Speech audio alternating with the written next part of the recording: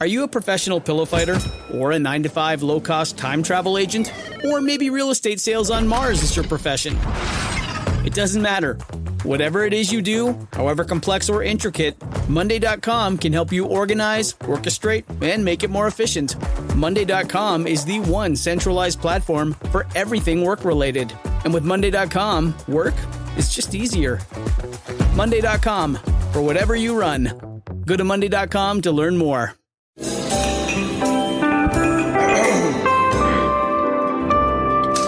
Well, I don't see the point in waiting any longer, so let's bring her out. The star attraction, the one you came to see. Ladies and gentlemen, the one, the only, Miss Judy Gold. Chemda! Hi. Welcome Thank you. to Kill Me Now with Judy Gold. And I have to say, we're here with, I'm the host, Judy Gold, and then is on the boards and kind of co-hosting. He's pretty hot. And Chemda, who's married to Lauren. So Mazel Tov on the marriage. And we are in the Keith and the Girl studios. Chemda is kind enough to let me. Judy, it's an honor. I really appreciate that you let me use the facilities. It's amazing that you're even here. Yeah, She's the girl of Keith and the Girl podcast, Thank correct? you. Yes. I'm sorry. It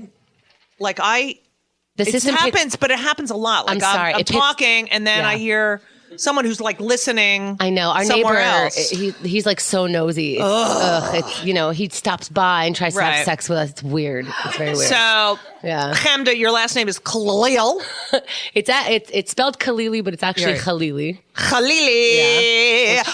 Of course, you marry someone from Hawaii because it's Khalili. Right. It sounds like Hawaiian. She doesn't really use her last name, though. Actually, her last name is now Hennessy. So, I gotta record your chimes because I think it makes our neighbor go away. So I'm good. I'm gonna use that like an alarm. So It's Chemda. Chemda Hennessy. So Chemda. He has control issues. She's mine now. Shut up! Sheket Bavakasha. Hey, So, Chemda, thank you so much for being on my fourth show. thanks for having me. I am a big fan. And actually, I'm in the show Clinton the Musical. I'm coming to see it. It's so fucking funny. Yeah. I play Eleanor Roosevelt and Linda Tripp. And the wig person is obsessed with you. I love that. She is a wig person who all I'm thinking is they're going to scalp me. No. She's really a wardrobe person, but was hired to do the wigs to work on the show. I would The love wig to meet job. her. And she's obsessed. She's straight, she's obsessed with you. Yay. And I think the sound person is also obsessed with you. Yay! So you'll have to wait after and I'll pretend like I'm waiting get for you, fawned but over. that'd Yeah. be great. Yeah. In our audience today, we have the incredible Mara Wilson. Amazing. I'm also a huge fan of Mara. I was am too. watching the last show, and yes, it is that kind of feminism that speaks out and is clear about it and knows what side she's on and is not afraid to say it. She's a real person. Yeah, exactly. Real person and not afraid to show it. Exactly. That's what I love. Yeah. And we have Lauren's high school friend. What's your name? Nathaniel. Nathaniel, that's right. I love the name Nathaniel. Nathaniel, who's an improv guy. Yeah. That's right. His improv troupe is what? Pen 15 Club. Pen 15 Club. Now, Nathaniel, just one last question. What was Lauren like in high school? Come here, Nathaniel. No. I just, wait. Come to the mic. Come to the mic. Speaking. Oh, because if we're talking about Lauren, yeah. Yeah. Like a little Dennis the Menace Right. kind of punk. Did you know that Lauren was a guy? Or when did you realize Lauren was a guy? I mean, You should have known. when he told me, I was like, oh yeah, but I guess I didn't realize it. Okay. And how did Lauren do in school with schoolwork? Copied from me. All math homework, copied all my math Just math. homework. He still Yeah. copies math homework from Right. me. Yeah. Yeah. So, not a great student. Yeah, great in we were in drama club together. Right. But not Okay. academically. That's what English? Okay, that's all I need to know. okay, Nathaniel. all Thank right, you. I thank might you. be referring to you again for some more information. Chemda, I love you. I love you too. originated pretty much the podcast format. We started when it wasn't really a thing. Right. Yeah. Kind of like me being perfect out, you know, when it wasn't like, oh, my name's Robin Roberts and it's 2014. So I'll come out. So, I mean, I love when they come out. I know. Yes. It's just the whole, the other thing this is a kill me now, by the way, so I have to talk about what annoys me. The other thing, like you said, brave. Every time there's a fucking award show, like, they're the speeches. They're brave for being fat. They're brave. So brave for playing a gay man. But that's not brave. The fucking people in Afghanistan with no arms are fucking brave. Yeah. Okay, they were so brave for doing their job. Ding dong. So, it's just the word brave is very overused. You know what? When I was younger, there were a lot more gay jokes flying around, a lot of more stereotypical stuff. And I grew up in New York. And so, it's not like people were really out, but they were probably more out than other states. Right. And San Francisco. Well, sure, but all I knew was New York because there was no internet. Right. But what happened was then you would meet a gay person, and then you see people's bias coming out, and I was floored. I was like, no, we were kidding. Oh my God, you were serious. Right. I had no idea. You were born in Tel Aviv. In the hospital in Tel Aviv. Yeah. I lived in Holon and Ramat Gan. Say it again. Can someone get my little vibrator out? My little. No, get the big one. Say it again. I'm going to say it longer. Say it again. Here you go, boss. Say it again. Okay, go. חולון ורמת גן. איזה יופי, תודה רבה. זה ממש... Okay, so... I love it. I'm having such a crazy moment right now. Really? Yeah, I'm like turned on and off at the same... So, Chemda, you are You're a singer. You're a singer. You're a performer. You're a singer, dancer. You did a lot of performing.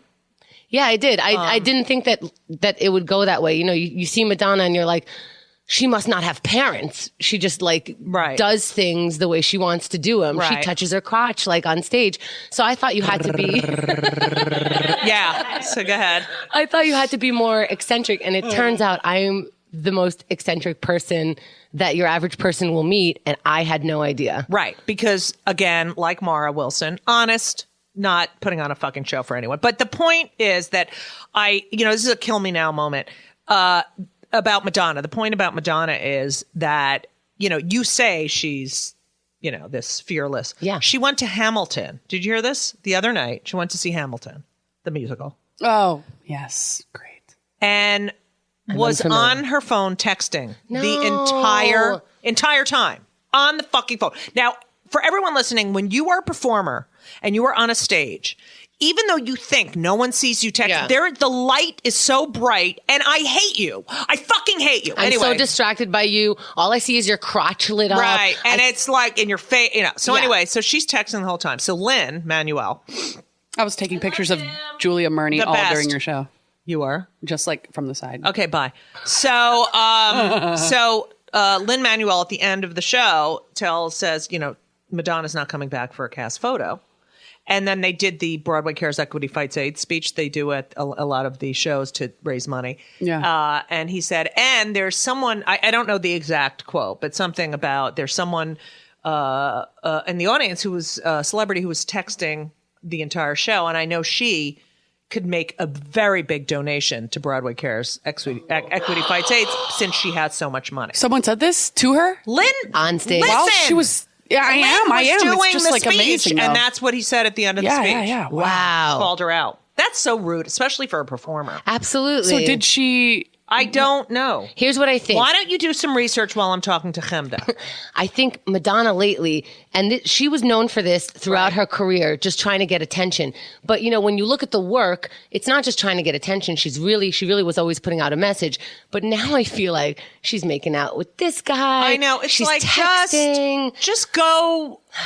You don't have. Go be a legend. Right. Time exactly. out. Right. She's like, yeah. You still can have integrity and class, and I don't know. It's like, whatever. It's kind of uncharacteristic because she highly believed in being an artist and true to form and respecting, paying for watching something that entertains you. You know, when she was on Rosie, Oh God, I loved those moments because they were true friends. Well, I did too. Yeah, I not finished with my story. When she was on Rosie, and Lourdes was born, all the papers had said, "Oh, Madonna's going to come on the show with Lourdes, the baby," and so, which she wasn't planning on doing. So Andy Lassner, who's now the EP of Ellen, says to me, because I was working, listen, because Henry and Lourdes were born like a few days apart. Oh, wow. Says, listen, they all think, Lourdes is coming on the show. So why don't we have Henry come in and she'll bring Henry out. And then at one point, Rosie will be like, the baby's cute, but it's not yours. Right. So Sharon, my ex, I said, okay. You mean Schwendy? Schwendy brings Henry, it's swaddled, and I swear to God, the paparazzi almost killed them. They were so all over them, trying to get in the elevator, like awful. And then Schwendy's backstage with Madonna, and Madonna's breastfeeding like, Madonna's baby. Yeah, and Madonna's like, oh, he's so cute, but they made it believe he was a girl. And oh, what is he like? And he does. He loved when I sang to him. So she starts singing to him, and he starts crying. And then she brings him out, and he's so cute. Oh, he's just the fucking. And it was on the New York Post. It was like a big cover of baby Henry and stuff. And you have a picture, yeah. And she was holding, and she's like, yeah, it's cute, and people are going crazy. And then Rosie's like, but that's not your kid. Do you think the first sign was that she said it's cute? She's cute. She said she's cute, and it's a boy. Anyway, you're annoying. So anyway, we're with Chemda. Apparently. We're co-host of Keith and the Girl, and you have another podcast you do? What's My Name? What's My Name? And we're in the Keith and the Girl studios in Astoria, and Mara Wilson is sitting on the couch enjoying, and Nathaniel Lawrence, a friend from high school, is here. And, we're going to talk about, Chemda, her life. Chemda recently had a big issue with her mother. She's a Jew. And we worked it out together, which was lovely. I enjoyed it. And I thought, why not start the show, even though we've been talking for 25 minutes already, calling my mother. Yeah, okay. Would you like to, she's 92. I don't know how much longer we'll call her. But, I just wanted to say hi. And, I can't call my mother, so this is... Right. This is You're really not talking idea. to your mother, so we can talk to my mother. Yeah. Here she is. Hello? What? And she's in the home now, right? Hello? Hi, Mother. Yeah, what are you doing? Well, we're doing the podcast. Well, it's like a radio show. I can't go into it. Yeah. And so my friend Chemda is my guest. She was born in Tel Aviv. Right. And she doesn't talk to her mother because she's mad at her mother. Oh, that's terrible. Why? Why? Her mother's not nice to her. You have to talk to the mother. Why? All right, go ahead. Why? I don't know why. Okay. What was that? Are you eating? What was what? Oh, I thought you spit or something. All right. So, my friend Mara Wilson is here. She played Matilda in the Matilda movie, and she was in Mrs. Doubtfire, and her mother died when she was 8, and she's here too. So we're all having mother issues. What's your issue? Good question. That's Lauren. You met Lauren.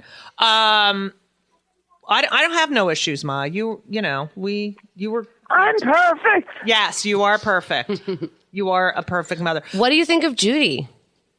You have to call me Judith. What do you think of Judith? That's beside the point. That's another issue. Ma, I come there, I visit you, I do the New York Times crossword puzzle, you yell at me, I bring you food, you tell me it's shitty. I mean... You yell at me, you yell at me. You yell at me. Right now, who's yelling, Judith? Sorry. I had a good I think they both are. I yell at you. Your mother is supposed to yell at you. She is? Yes, you're not supposed to be perfect. Oh, all right. What was the biggest degenerate thing that Judith did? Like, what did you have the most trouble with? Was she a picky eater? No. Stubborn. I'm stubborn? No, stubborn. That's a good one. That's a good one. Like how? How was I stubborn? Very. How? What did I do that was stubborn? I don't know. I have somebody here. Who's there? I can't talk out loud. Who's there? She's taking my food. Oh. Did you eat anything? I don't want to leave it there. Did you eat anything? Not yet. What is it? You're interrupt this egg. It's No, you can eat it. I'm not gonna take it if you eat it. leave it here. I don't know if I'll eat it, but leave it here. Can you say thank you? Can you say thank you to her? I'll say it when she comes back. Oh God, this Ma.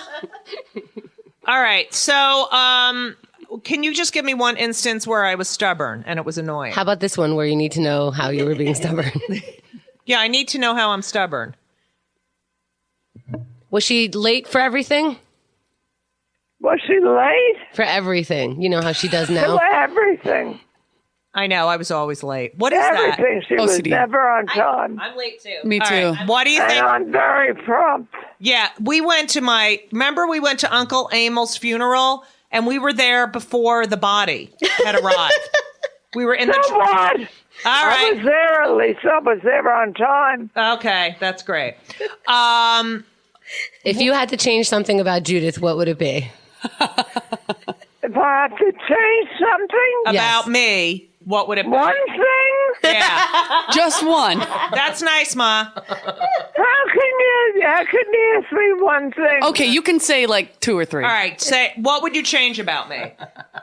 She's the most perfect daughter. Say? I will have to say one thing. What? She's the most attentive. She's the most What's the nice word? Interested. She's very intuitive. Oh, that's a big word. Ma, I have to I don't know if I know what it means. I know. You're very... she still does the New York Times crossword puzzle with me. That's amazing. And gets more answers than I I do. can never even finish a quarter of it. Well, the Monday, Tuesday are good. Okay. Then Wednesday, I feel like a dumb idiot. Yeah. Ma, you used to do the Sunday one, right? The Sunday puzzle? Yeah, you used to do the Sunday puzzle. Did I get it every day?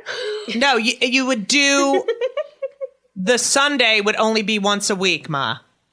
I know, but you said I used to do the Sunday puzzle. Well, did I get it the other day? Did she win? No, we did the Monday puzzle the other day. Oh, okay. I'll bring the Sunday puzzle. I don't get any of them. Oh, I'll bring it. All right. I didn't finish any yet. All right. All right. So what's new? Nothing. I'm doing the podcast. I have a show tonight, and then I'm doing stand-up after the show. Wow. Yeah. You're not allowed to stay out so late. Yes, I am. Tell her, Mom. 11:30 is your it is? curfew. I know, right? It's ridiculous. She stays out until 1, 2 in the morning. What is she doing out there? What could possibly be working for you, Judith, out there at 1, 2 o'clock in the morning as a lady in this city? Yes. Ma, I'm so big. No one's going to attack me. I'll get her home, Auntie. Don't worry. Auntie? It's a Hawaiian thing. What? One last thing, and then I'll call you for next time we tape for some more insight. First of all, any advice to Chemda who does not talk to her mother because her mother doesn't accept her quote-unquote lifestyle? Go. Well, listen to me. Okay.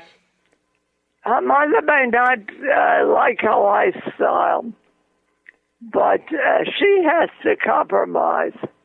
The mother? No, you have to give it to your mother. No, you don't. Not if they're mean.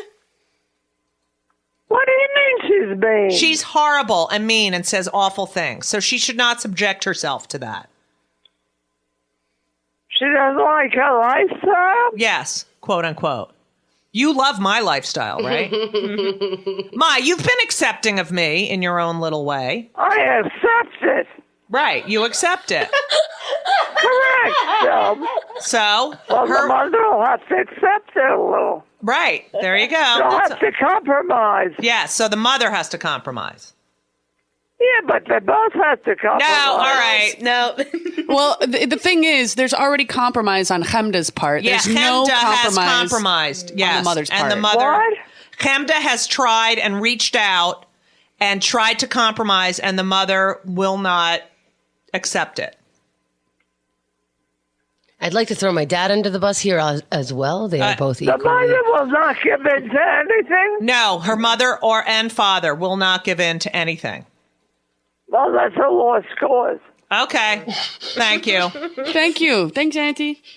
See, Ma, you're very smart. Let me just ask one last thing. Who's your favorite? Any other questions? Okay. Good answer, Ma.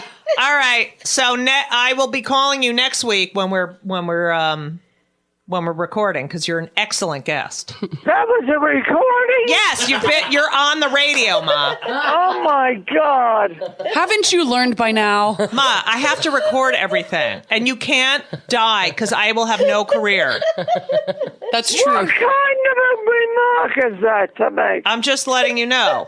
I want you to take care of yourself. Okay. And I want you to come to my show where I play Eleanor Roosevelt and Linda Tripp. All right. Maybe I could take your place if something happens. All right. That's good. Yeah. All right. Opportunity. All right. Mother, Very thank good. you. I love you very much. Oh, you doll. Okay. She can't say I love you, but that's fine. I accept that. All right. You're just too cute for words. Oh, thanks, Ma. That's a thing. Chemda can't either. I know. That's I'm just it. joking. She does. All right. Nothing else? No, I'll call you later. Okay. All right. So long. Welcome to Play It, a new podcast network featuring radio and TV personalities talking business, sports, tech, entertainment, and more. Play it at play.it. Ladies and gentlemen, the one, the only, Miss Judy Gold. Okay, that was my 92-year-old mother. She's so funny. She's so She's funny. sharp. She's sharp. Yeah. She always pulls it for any kind of media. That's you know? so great. Oh, yeah. She's But, on it. look, so your mother is how old? They're very young. How old am I? What is it? They're like in the early 60s. In both their of them. early 60s. Yeah, that's Okay, not- my mother's 92. Yeah. And But is your mother? accepts- But is your mother Middle Eastern? You No, know my what I mean? mother's not. It doesn't. Fuck that shit. Look, my father's born and raised in Iran. The president came over here and said there's no such thing as the phenomenon of But gay. you know what? He's a parent. He has it. He doesn't need the president of Iran to think for him. I understand. You know, it's that. like you're born. This is what I was thinking last night. You're born, right? And you're born in a certain country. It doesn't mean you have to think. Of course not. Like, you're their daughter, their only daughter. You're happy. You're a success. They don't call this a beautiful. success. Well, too fucking bad. I know. They're miserable. Your mother is a miserable human being. So I'm sorry. Maybe if she really followed her dream and realized who she was really attracted to, maybe then. No, I don't know your mother, so I shouldn't say that. But it really pisses me off that. Yeah, but this is not, because of a relationship status or because of one thing in my life. Right. This has been an ongoing thing. Right. It's been about my weight when I was, thinner than this. It's been about any life choice. Name it, my career path, my mother says things like, your boyfriend doesn't mind you going out at night without him. Like, that's so slutty to them. When I was a teenager, my dad didn't let me go to the, pool hall, which is like the local, like, there's nothing else for me to do. That's where everyone's going. Where was the pool hall? Forest Hills. Okay, let me just say something. They decide that they're going to live in America, in one of the most liberal places in the United States. Yeah. And yet they're going to keep their minds closed. Yes, because when you don't know how children come out okay, like if you don't know an alternative, you think that you're saving your child's life. So if you think that in order to keep a child away from harm and away from whatever, that you do everything for them and that you think for them and that you lead them down the path, whether they're 20, 30 or 40 or 50 or whatever, then that's what you know. And if you deviate from that, you might fuck up the only thing that you've ever wanted in your life, which was successful, happy children. But you're a successful, happy child. They're distracted with their goals. So what happens is my brother just had a baby. It's their first grandkid. Right. And advice that his best friend said is treat your baby like he's adopted so that you don't anticipate him being like you or like mom or like grandma or like whoever, so that you wait for that child to tell you who that person is. And you're not waiting for this, well, that's just like daddy. That's just like mommy. That's just like whoever. I never do that. I mean, Henry I adopted because Schwendy had Henry. Yeah. And then I did second pair. And Ben I had biologically. But you could still compare to But the parent. I do say, oh my God, that is so me. Mm-hmm. You know, and Henry, we always talk like, because I have nature versus nurture in my house. Right. Really, truly. And Henry's so much like me. And he's always like, why do I do this like mama? You know, it's like we talk about, but they're adult. They're, you know, I don't ever say. But I've seen you talk to your children and you talk to them like they're actual human beings. It's absolutely incredible. And you could see their personality, where if you saw me at 13, my personality was muted. Right. It was turned down so that I can behave. Ugh. Awful. Yeah, it's child abuse. It's not child abuse. Oh God, Lauren. It's not child abuse. It's a way of thinking. Okay, can you be abused when you're an adult as a child? Yes. Okay, well, what she's experiencing now is child abuse. Well, it's verbal abuse, and it's neglect. It's sad, is what it is. And, it is sad, and you're like I tried to tell you, you're not responsible for your parents' happiness. And you are they created an individual and you're not obligated to think like them or to agree with them. They created a human being, and they honestly, knowing what I know about them, they did a fucking amazing job. Oh yeah, absolutely. I mean, you're an amazing person. Thank you. And come on, let's go. And they did a fucking, you know, look at what is around you. Love and admiration and respect. I had a tremendous upbringing. I can't really complain about my upbringing. Okay. Well, you know what? Now you're an adult. Yeah, it's different. And they don't have anyone to like control. Yeah. So they, you know, why don't they work on themselves? You know, why are they focused on you? How scary is that? To work on yourself. Yeah. It's very, very scary. Right. So if they don't want to work on themselves, it's their fucking loss. Now, do they like the grandchild? Yeah, you know, my brother's wife converted to Judaism. Oh, so is that the perfect? They are. First of all, they're two incrable people. The child is amazing. Right. If you don't like this family, I don't know. No. I mean, are your parents okay with that? Yeah, they are. Yeah, I mean, they wanted a grandkid. My mother is like, look how old I am. How come I don't have a grandkid? And it's all about her. It's all about her. Everything is about her. Even my dad, though. Yeah, right. It's a fucking narcissism. And you know what? Because if they didn't think about themselves, they'd actually have to think about something else that might scare them. So I'm telling you now, you wrote a letter to your mother. You wrote a letter to my mother. Right. Yeah, I sent this letter out about a week before my wedding. Like I said, it's not just about the wedding. I did marry same-sex transgender male, but they don't know that whole history. It's about, you know, what does a podcaster do? A woman doesn't tell jokes like that. She doesn't say fuck. She doesn't do drugs. God, they would love me. Yeah, and you know what's funny is I think my dad would adore you. My mother would have a great time because you're not me and you're not their seed. Right. So they could recognize how funny you are. But they don't control you. They don't. You're not a They're acting as if you're the reflection of them. They're the reflection of them. And if you are the reflection of them, they fucking come out smelling like roses. They don't think so. Okay, so you wrote the letter. Well, okay, so I had a breakdown right before a show. It was literally like, you know, on-air sign was on. We already did the mic check. We were about to go on. And I get a text from my brother saying, Mom didn't know your wedding was next week. She's really upset because she bought a dress. But she didn't know? There's right. I told my mother I was engaged a year and a half before. She told me to keep it off social media and not to tell anyone. And I was like, you can deal with that on your side to not tell anyone, but I'm going to tell whoever I want. Right. And so, you know, my wedding is coming up. The wedding was next week. And I said to my brother, your mother's a cunt. Right. And she's lying. What does that mean exactly? All right, it means I'm going to see her next Tuesday. Right. And I said, this is the first because she's actually, I think, lying about this. There's no way my mother got a dress for the wedding. She's not the kind of person that would just get any dress. She would ask me about coloring. She would talk to me about my dress. She didn't even bother. So she hasn't talked to me in a while. So I said, she's lying, blah, blah, blah. But I was about to cry because I'm like, what kind of, and I'm about to go on air. I'm supposed to be funny. and she just...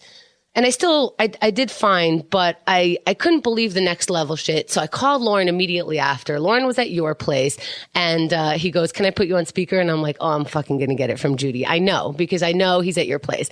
So I get put on speaker and I'm like, my mother. And I was like, fuck it. Judy's going to know everything. My mother, it was she's perfect. I had to put you on speaker. There's nothing I could say in this situation to help really. So I didn't give it to you. What? Well, I said, my mother, she's doing this thing.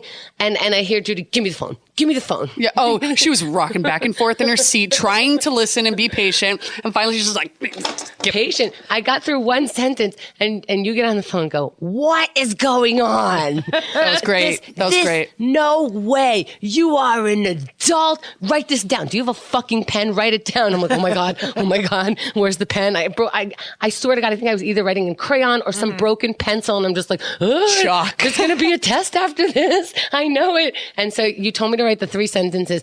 And I think we were on the phone for a half an hour. I cried some of it because, you told me it was an hour. You told me about your personal experience, about how your mother dealt with it. And, we talked about this whole thing. And I felt really incredible that you would take the time to do that. I sent you the letter because you said you have to approve it. Right. You told me I don't know how to write letters. I do this for everyone. You rewrote it for me. Because people put in information that is going to trigger a reaction. Right. And that's what you don't want. You want to explain, and it's this whole method of writing, but it's like, explaining and asking and reinforcing, and they really, there's nothing they can say. Right. Did your mother ever respond? No, which I forget about sometimes, and then sometimes it hits me and I'm like, wow, they really died before they died. They killed me. But no, they didn't do anything. I know, but... I know, it's your mother. I know, it's your mother. It's just that I'm right there right now. So right. I'll be better in 2 days. And I was better 2 days ago. Right. But yesterday I broke down about it. But that's okay. I know. You're allowed to have feelings about it. You're mourning. Right. But look at Mara. Mara lost her mother at 8. I hate to say this in front of somebody who lost their mother, but I wish they died instead of this. I can't believe I just said that. No, but it's painful that they're there and then they're relishing in this grandchild and you're a piece of shit. But you know what? You're not a piece of shit, but you know what I mean? You feel like a piece of shit. But you know what? At some point, you have to realize that you don't need their approval and you don't need you. And even though, look, even people in jail call for their mommies and stuff, but I do this terrible thing when I don't even realize, but Lauren pointed out when I'm just fucked up and on the floor in pain or whatever, I say Ema. If she gets really scared, her first response is Ema, which is Ema is Hebrew. Say it again. Say it again. Say it again. Ema. Ema. All right.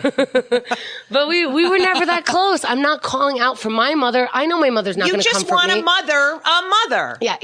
Here's an example of my mother comforting me. She calls me up. She always calls me. Well, she used to. She always called me up. What do you need? What do you want? I always say nothing. How's everything? I always say great. Right. Because what am I going to tell you? You don't know what I do for a living because you don't want to know. You don't know what I do in life because you don't want to know. So you don't know any of my friends. I can't talk to you about that. You don't know what I do every day for a living. So I can't talk to you about that. Right. You don't want to know who I'm dating because you hate it. Right. So I ran out of shit. Everything's fine. One time I was in the middle of this fucking craziness in my life where everything was actually terrible. So I go, Mom, I'm actually having a hard time. It's fine, but I'm just struggling with a couple of things. Really, it was that gentle. We hang up the phone shortly after. She calls me back. I'm in Trader Joe's during this. She calls me back a minute later. She goes, I'm not going to be able to sleep. You have to make me feel better about your life. It's all about her. But when are you going to realize you had a narcissistic mother? I did realize. Right. Listen, and you're not like me. Like my mother's like, you're attentive and I took on her depression. I took on, making her happy. Like that was my thing. That's why I'm a comic. I had a depressed mother, well, among other things. But and all I wanted to do was to make her feel better. And I'm never going to make her. She's the only one that can make herself feel. Does your mother have a job? No. Right. Did she ever have a job? Only to help my dad. Right. Yeah. So she's incomplete. And she doesn't want to complete herself, but that's not your responsibility. And I didn't take it on as my responsibility. Right. So, you can say, Ma. It's only that emotional. Listen, if I took on that responsibility, I would not date any of the men that I dated. I would not do any of the work that I did. I would not say any of the stuff that I do. And but there's still Ema in the back because saying, this is, you're not good. You're not good enough. You're not good. And when you fucking get rid of that and realize that's her, that, she had a daughter. She identifies with you because you're the female and she never did anything with her fucking life. And here she is, this daughter who's free thinking, who's, a trendsetter, who is hates talented. All of these words. Well, hates them. Trendsetter. Right, my dad actually said, I don't need any pioneers of this shit in my life. Yeah. So what? I don't need any pioneers. Think about what the world would be like. Right. Without fucking trendsetters and pioneers. And fuck that shit. That is the way they think. You're not responsible for the way they think. You're not responsible for making them happy or proud. There's going to be a point where she's like, oh my God, I fucking wasted so much time. There's not going to be that point. Okay. And everyone tells me that. There's going to be a point, or when they die, you'll regret it. No, it's not. I don't care. Regret it. You're not. Why would you? You have done nothing wrong. I can't live my life waiting to regret shit. Exactly. But no, you don't need to regret. You have nothing to regret. You have been incredible. You have been incredible. Thank you. And you've actually laid your heart out. They're limited. It's the only way to live. They're limited. You need to just understand that they're limited. This is the only way to live. Even if I wanted to please them, my physical self can't. I can't. You can't emotional. No. Like, if you were sitting around, you would not be successful at the podcast. No. You would not be a great performer. You would not have the fucking wig girl at my show going, oh my God. Okay? This is who love yourself. You don't need them to love you. They love you on the way they can. They love me. They just don't like me. Sometimes she gets off on being unhappy. That's the thing. Right. They love that. A little bit. It's like your grandmother. Yeah, my grandmother. Can I? Yeah, Mara Wilson here. She is an MSW, CSW, a certified social worker. I do have that. She's a Jew. That's all. Yeah, right. I have oh my God, this is my fantasy. I do have the soothing counselor voice. No, there are people who are my nightmare. Right. There are people who are used to being unhappy and they're used to not being pleased. And the thing is, you can't please them because you can't please them because they don't want to be pleased. Well, they believe that hard work. Well, that's all they only know is being. Yeah. Do you know what? All right. So if I had a drag name, it would be Anne Hedonia, because Anne Hedonia is a disease where you get no pleasure. Pleasure. Nothing makes you happy. Yeah. Your mother has Anne Hedonia. Yeah. And I would like to just defend them for a second because they come from. My mother's parents are from Iraq, born and raised. My mother did not know how to read or write. My father was born and raised in Iran. They moved to Israel. They moved to America. They softened up. My dad would be terrified of his dad. And even though I was somewhat scared of my dad, there's like a more gentle aspect of them. So in a lot of ways, they are the pioneers of their family. That's great. But let me tell you something. My friend Leslie's mother survived the Holocaust in a barn in Poland with, I think there were 11 other people. The only light they had for 2 years was through the slats. They were freezing. Her mother wore the same clothes for 2 years. They had a bucket in the middle of this one room. You would think the Nazis would find them on the smell alone. Yeah, and they would get food. It was on a farm. It was a Polish farmer, and they would get food from him. And her mother is nice to her. Okay? Her mother is lovely and accepts her for who she is. You cannot tell me. People overcome so much stuff, sexual abuse, just so much stuff. Yeah, I have nothing to overcome except I'm not talking about you.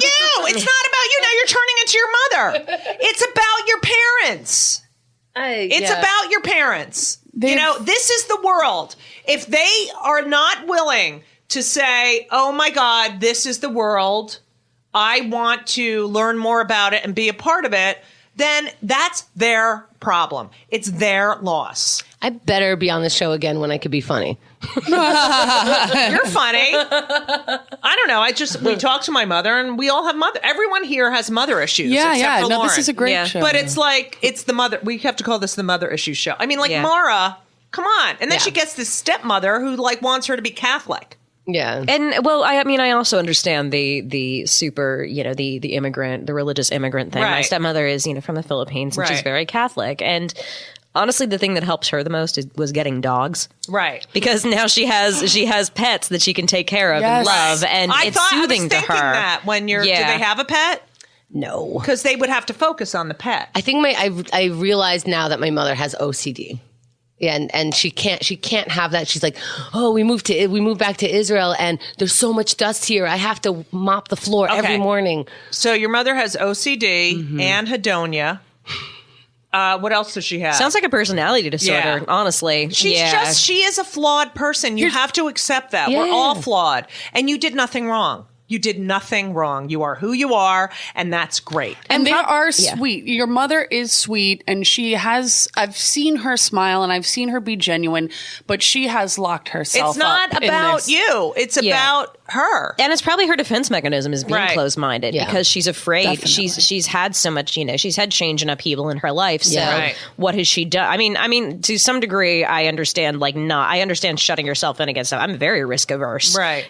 But there's a difference between being risk adverse and not opening your mind to anything. That's the thing. She's afraid. It's because she's afraid. It's fear. She's this afraid person, and you know what? That's sad. But at some point, you have to be like, look, grow the fuck up and get over your fears. Right. So the fear if I can face my fears. Well, you have a can show too. about fears. But listen, fears are fabricated stuff in your head. Yep.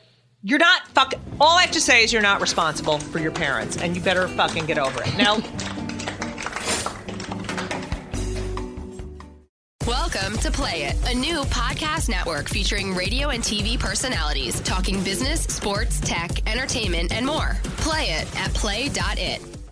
Ladies and gentlemen, the one, the only, Miss Judy Gold. Chemda, I have to say that you let me use your studio, and It's my pleasure. I want to thank you for that. Tell me about. Wait, are you telling me we have to wrap up? Yeah. Too bad.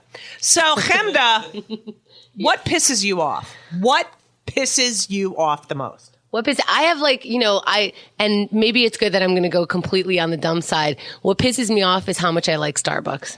I have this one coffee that they make absolutely perfect. What is it? Medium soy latte. It has to be medium. And when they run out of those fucking medium cups and put it in a large cup, I get really upset because the ratio of air I to know. coffee, I always tell them to put stuff in a different, but it depends on the barista too. Some of them don't steam the milk right. Yes. But I feel like a piece of shit every time I'm in there. I feel like people are looking at me like, oh, okay, did you just step over a homeless guy to get yourself a $5 cup of coffee? That's really nice. That's lovely. Oh, are you in here again? Weren't you just in here yesterday? Oh my God. Aren't you a struggling artist? What is wrong with you? Right. And I feel like the baristas are like, shouldn't we know your name by now? Ugh. They never fucking write my name right. My name is Cindy at Starbucks. Oh, mine's Julie. I'm like, I'm not fucking Julie, okay? I can't stand when they write your fucking name wrong. And why does it take 45 minutes to get a fucking coffee when there's like 10 people behind the counter? Thank you. Oh yeah, that's like the one by our place. The one by the studio is fine. The one by our place, they are talking to each other while I'm telling the order. There's no work ethic anymore. And there's no sense of urgency. I know. Do you feel old when you say things like that? I feel old when I say things like that. I am old, but I remember I loaded trucks. I was a toll collector. Like, these are the jobs I did. I was a clown. You were a clown. I was a clown. I was a toll collector on the New Jersey Turnpike. I sold weed. I don't know. I heard something about some illegal. We have a drug dealer next door. Yeah. Yeah, it's really weird. Really? Oh, that's terrible. I've been a barista. I've been a barista? Yeah, I was in been a college. barista. My second day, it was at this place, Karen's on Astor. They made it was a quote, organic deli. And the second day there, somebody found a cockroach in the chili. No. Okay, here's my other thing about continuing on the kill me now thing. I know people are vegan and vegetarian and gluten-free and no nuts and blah, blah, blah, and lactose intolerant. Don't ruin my dinner party. You know what I mean? I don't want my dinner party ruined. Okay? If you're going to be vegan, it's like, fine, but I don't know how to cook vegan. I don't have time to be vegan. And you're going to have to bring your own fucking food. We have a friend, Emmy, who changes her diet pretty much every time we see her because she's allergic to like a new thing or she discovered this clears her face and whatever. She's our best friend. But the last time we invited people over, she said, what can I bring? And I just said, bring whatever the fuck you're going to eat. Right. Because I have no goddamn idea. I know. I can't. And then, And also, when you're vegan, sometimes you're not invited because I'm making lasagna. Right. That used to be vegan is the new vegetarian. I have to say about the vegan thing, like that is a lifestyle, a life choice. That's a life choice. If my mother didn't like it, I would agree. Okay. So, but that is something like you can't go out to First of all right, we talked to my mother, 92, right? 92, eating meat. She's a, carnivore, bread, hunk of cheese. Yeah, she loves the cheese. But she could still eat cheese? Oh my God, she eats cheese all the time. Why? Because cheese is destroying everyone's insides except your mother. I eat cheese. Do you know the allergy medicine companies are making a killing because cheese is killing the whole world except for the Golds? I'm fucking sick of this shit with everyone's. My mother's 92. How old's your mom? Perfectly healthy. She's 92. No, she's never had surgery. She has all her teeth and perfect eyesight. I just dropped dead. What? Kill me now. Kill me now. What? I mean, she can't walk because she should have had her knees done. But yeah, she's never had surgery ever, and she's still sassy as all shit. And she has all her teeth, and she doesn't doesn't wear glasses. And I fucking have two implants. Okay, Elisa's grandmother died at 96. Smoked like two packs a day. She also Ashkenazi? Yep. What the hell? Russian Jew. Mm-hmm. Let me tell you something. It's genetics. It's all genetics. I know a lot of people are vegan and God bless them and organic and blah, blah, blah. I have a friend who's like vegetarian and hasn't had a mammogram and is in her 40s because she doesn't want the bad news. No, she doesn't want the radiation in her body. I'm like, oh, okay, no problem. Is she a Scientologist? No, she's just like, she's going to end up having way more radiation in her body if she doesn't. Right. Of it. It's just like there's so many hypocritical things, and look, God, I don't judge. All right, I'm judging a little bit, but the whole show is called "Judge Me Now." Yeah, we can be. Yeah, but basically. It's like Judge Judy.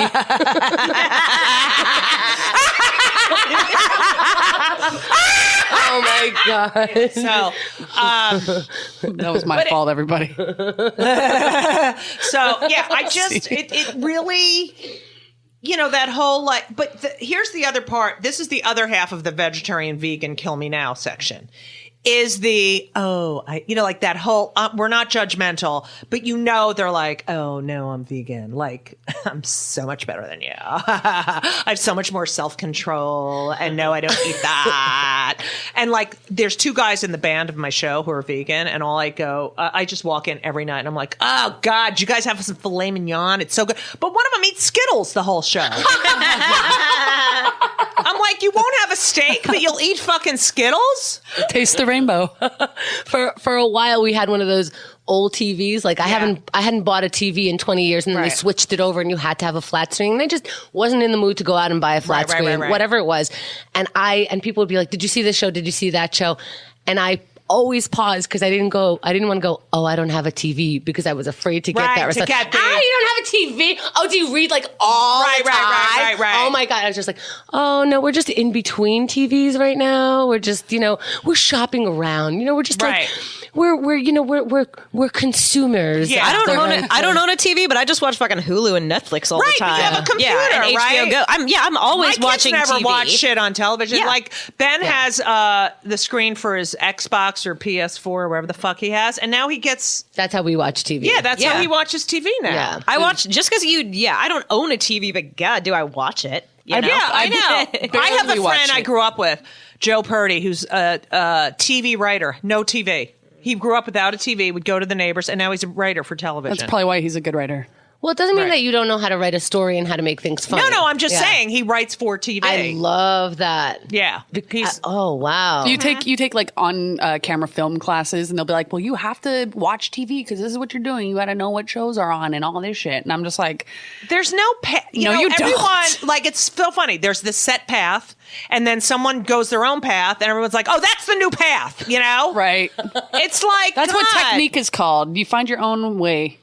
Did you hear? Like, it's so weird. Sorry, boss, I'll fix that.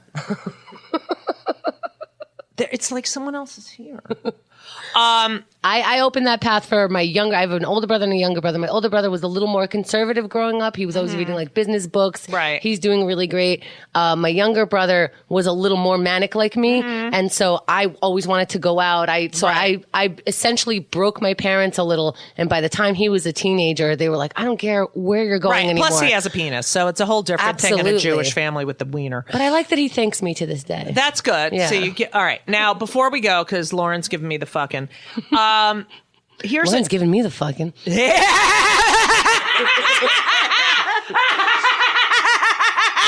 Anyway, so why would I think you would like that go?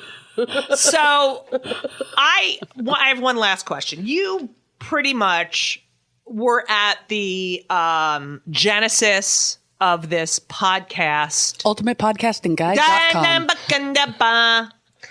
And you really are one of the. Would you say you are the? Who else was out? What other podcasts were out before Keith and the Girl? Most of them are gone. I think there's This Week in Tech was a huge one that I think is still around. Okay, This Week in Tech. Okay, so now everyone, including myself, has a podcast. Yes. Yeah.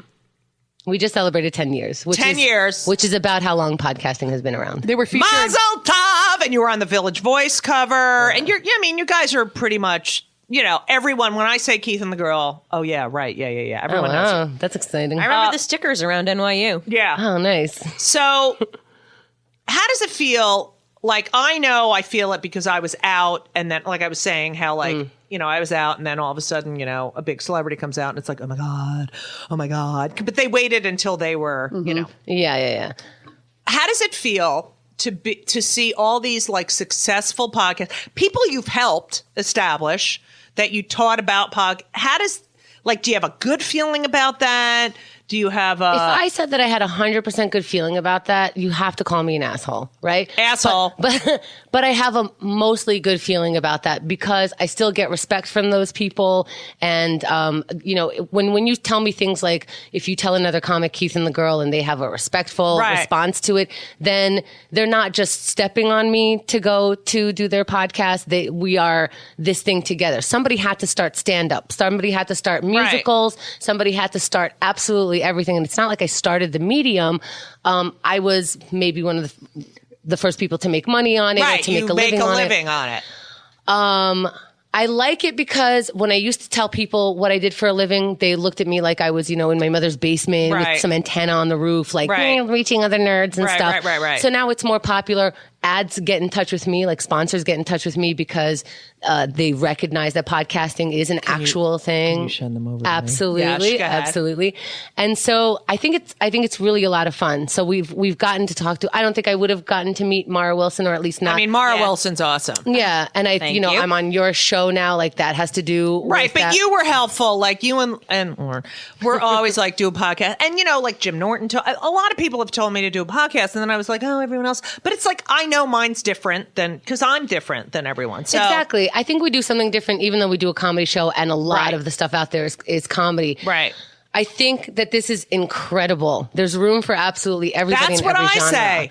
And I tell these young comics, everyone has their own path, and there's room for everyone.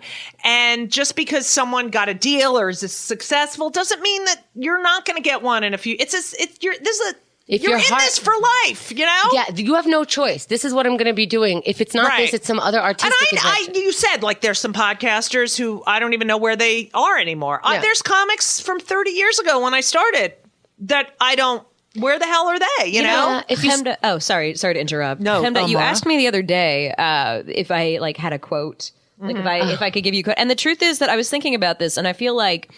Being a former child actor, there's a lot of misinformation and bullshit about there, and people love to make up stories about me disappearing from film for this reason or that reason. And the thing is, though, that I feel like I've told people, look, if you want to get to know me, if you want to know what I'm actually like, listen to my Keith and the Girl interviews. Right. Because that is who I am. Mm-hmm. And I feel free to be myself. And I feel like, I feel that way on, Judy's podcast too. Like, you listen there. Yes. That's, because it's an interview, but it's none of the regular interview bullshit. It's honest, it's open, and it's conversation. It's conversation, and I feel so comfortable with it. Right. There are I've done interviews before where I'm like, stop fucking digging, man. Because they have an agenda. I don't have an agenda. Totally. I do want to talk about what pisses people off because I'm always pissed off. But I don't. I really am interested in a human being, not like, oh my god, but and then you did that, and then that's what's so fun about this. We've done marathons that have lasted 76 hours, and I'm excited the whole time. Just like, who's my next friend coming on, and we can talk. And I would not be able to. I know I've disappointed you on the marathon days. It's not gimmicky. There was a snowstorm. So many, right? No, and so I'm committing to the next marathon. So many podcasts are gimmicky. You heard it here first, folks. Yeah. It's honest. Thank you. It's really, this is huge. I learned. And you can quote me on that. All right. That's what I'm going to use.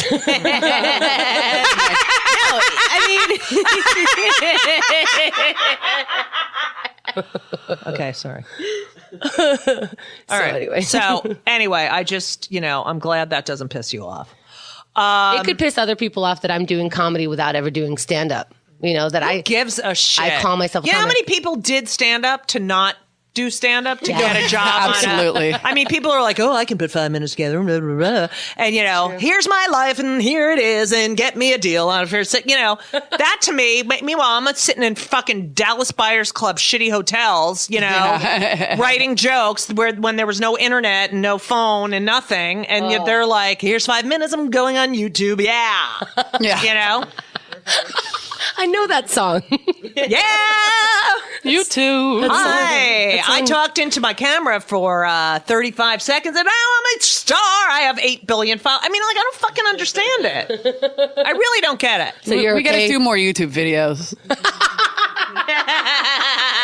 All right. Listen. Annoying. The look Judy gave him. The look you gave him. He's so annoying. Chemda. I know. Do you get in fights? Yeah. A lot? Like, I fucking love our fights because Lauren will let me go there and be like, no, I need to finish the sentence. I'm unhappy with you. And if you just let me tell you that I'm unhappy with you, I immediately get happy. I'm fine. I keep her very happy. That's great. Yeah, we fight a lot, my partner, Elisa and I. And I don't want it anymore. We have stupid fights and we're in their 50s. But we're both going through menopause. I think there are waves in relationships. You have to see if you're on a wave, right, or if you crashed, and what that means. The good thing is we travel well together. That's huge. That's big. Huge. We are great at traveling. You know what? My ex and I were great at traveling. We only liked each other. Here's the voice. Someone talked about their ex or something. I heard. It was terrible. Drug dealer my God. door. Oh, Jesus. It's funny that you still hear every word.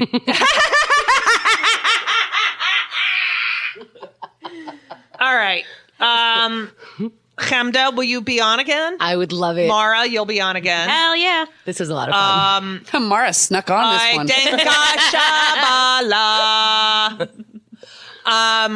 thank you for letting me use the Keith and the Girl studios. Thank you. Thank you. All right. So where can people find Keith and the Girl? KeithAndTheGirl.com, on iTunes. We're Keith and the Girl. We're Keith and the Girl everything. Twitter, Facebook. And then what the other one is? What's my name? But start with Keith and the Girl. Keith and the Girl. Yeah. And then Twitter? Keith and the Girl, or my name's Chemda. It's spelled Chemda. Chemda. Yeah, bitches. And Facecock? Are you on Facecock? Yeah, /Chemda. Everything is all the same. Right. Yeah. Mara, are you on Facecock? Yeah, Mara Wilson writes stuff on Facebook. Oh. I'm on the twat. Sure. Yeah. Yeah. And now my Haftorah. Baruch atah Adonai Eloheinu melech haolam asher kiddushanu b'mitzvotav v'tzivanu lehadlik. This is for the lights. Be'el Shabbat. Bust. Thank you all. Shabbat shalom. Shabbat shalom. This is Kill Me Now. Check me out at Judy Gold on Twitter. JEWDY GOLD. And I'm on Facecock, and I'm everywhere pretty much. Thank you to Chemda. Thank you. Mara Wilson. Thank you. Lauren. This has been Kill Me Now, number 4. Can you believe it? Number 4. It's a nice round number. Talk to you next week. Bye-bye. And everything was wonderful. I'll see you soon. Thank you for the visit. So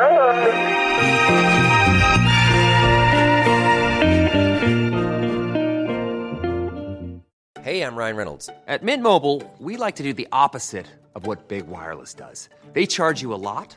We charge you a little. So naturally, when they announced they'd be raising their prices due to inflation, we decided to deflate our prices due to not hating you.